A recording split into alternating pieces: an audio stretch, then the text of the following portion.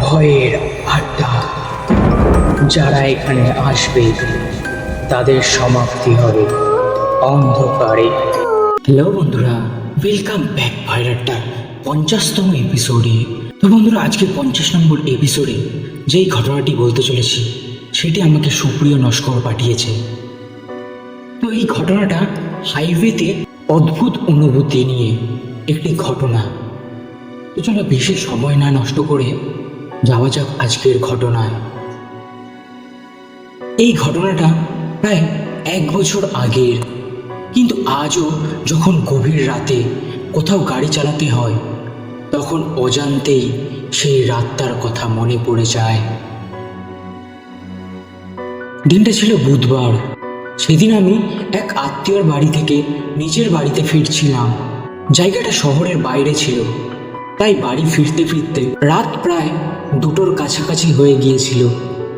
হাইওয়েটা তখন প্রায় পুরো ফাঁকা, মাঝে মাঝে শুধু 1-2টো ট্রাক যাচ্ছিল। আমি আস্তে আস্তে গাড়ি চালাচ্ছিলাম। গাড়ির ভেতরে হালকা করে গান বাজছিল।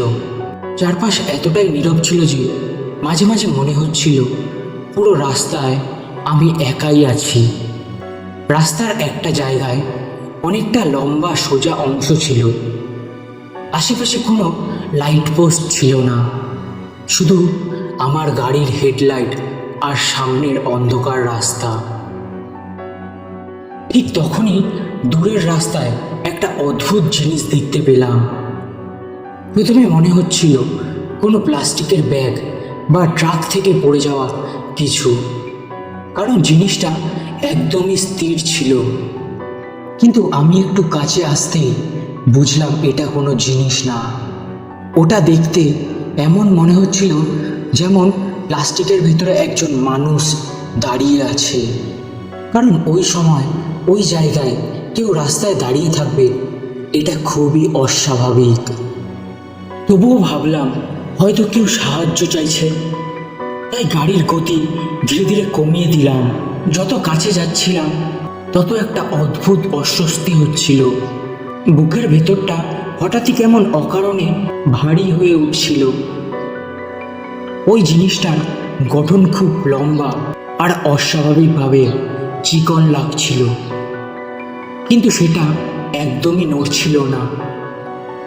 শুধু মনে হচ্ছিল সেটি যেন আমার দিকে তাকিয়ে দাঁড়িয়েছিল। আমি প্রায় 25 ফুট দূরে এসে গাড়িটাকে আস্তে করলাম।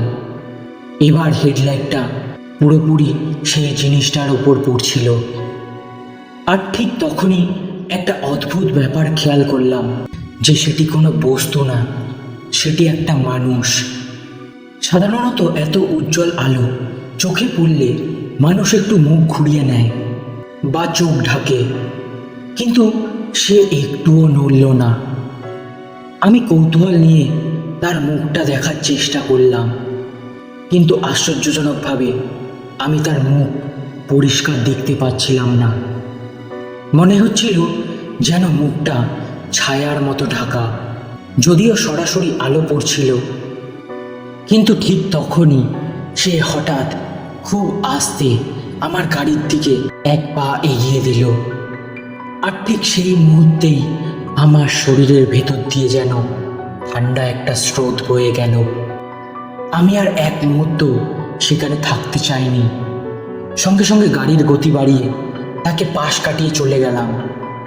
যখনই পাশ দিয়ে যাচ্ছিলাম কৌতূহলবশত এক ঝলক তার দিকে তাকালাম, কিন্তু সেখানে আর কেউ ছিল না। আবার আমি তাড়াতাড়ি রিয়ার ভিউ মিররেও তাকালাম, সেখানেও কিছু দেখা গেল না। রাস্তা আবার আগের মতো ফাঁকা। মনে হচ্ছিল যেন সেখানে কেউই দাঁড়িয়ে ছিল না। তারপর কিছুটা দূরে গিয়ে আমি গাড়ি থামালাম। আমার হাত এতটাই কাঁপছিল যে স্টিয়ারিং ঠিকমতো ধরতেও পারছিলাম না। আজও মাঝে মাঝে ভাবি আমি আসলে কি দেখেছিলাম।